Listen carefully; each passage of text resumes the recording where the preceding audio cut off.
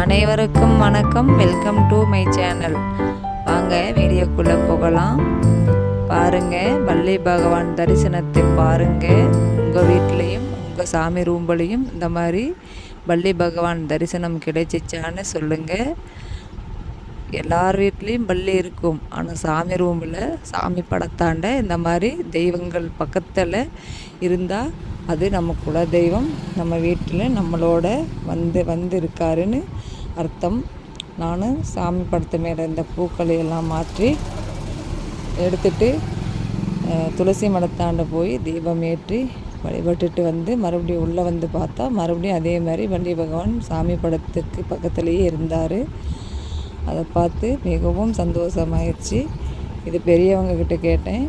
அவங்க சொன்னாங்க, நம்ம குலதெய்வம் தான், நம்ம சாமி ரூமில் வந்து சாமி படத்துங்களுக்கு பக்கத்தில் இந்த வள்ளி பகவான் இருந்தால் அது நம்ம குலதெய்வம் அப்படின்னு சொன்னாங்க. எல்லார் வீட்லேயுமே வள்ளி பகவான் இருப்பார், ஆனால் எல்லாமே குலதெய்வமாகிறாது.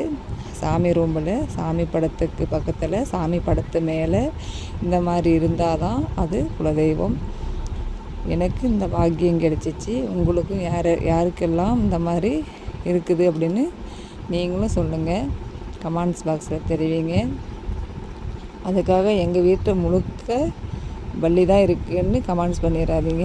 எல்லார் வீட்லேயுமே இருக்கும், ஆனால் சாமி படத்துக்கு மேலே சாமி ரூமில் இந்த மாதிரி இருக்கான்னு தெரிவிங்க. இது மாதிரி இருந்துச்சுன்னா நம்ம குலதெய்வம் நம்ம வீட்டில் நம்மளோட வந்து இருக்காருன்னு அர்த்தம். நம்ம குலதெய்வத்தின் ஆசி நமக்கு முழுமையாக கிடைச்சிருச்சின்னு அர்த்தம். நீங்களும் குலதெய்வத்தை நினச்சி இந்த மாதிரி கும்பிடுங்க. ஒரு செம்பில் தண்ணீர் சுத்தமான தண்ணீரை நிரப்பி, ஒரு செம்பு சொம்போ அல்லது பித்தளை சொம்போ, அதில் சுத்தமான தண்ணீர், அதில் கொஞ்சம் பன்னீர் சேர்த்து, அதில் ₹1 காயின், மஞ்சள், குங்குமம், விபூதி போட்டு, அதுக்கு மேலே ஒரு தட்டு வச்சு, அதுக்கு மேலே நம்ம ஒரு தீபத்தை ஏற்றி இப்படி வழிபட்டு வரும்போது நம்ம குலதெய்வம் மகிழ்ந்து நம்ம வீட்டுக்கு வருவாருங்கிறது இதுதான் சான்று, இதுதான் சாட்சி. பாருங்கள், நானே தான் சாட்சி. நீங்கள் யாரிடமும் கேட்க தேவையில்லை.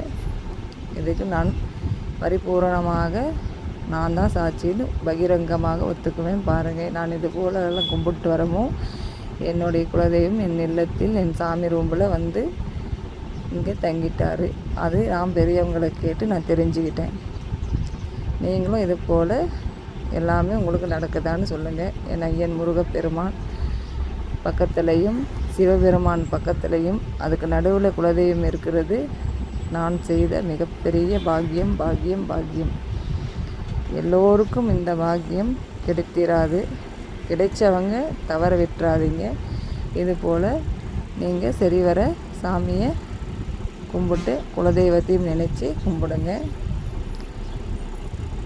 பாய்.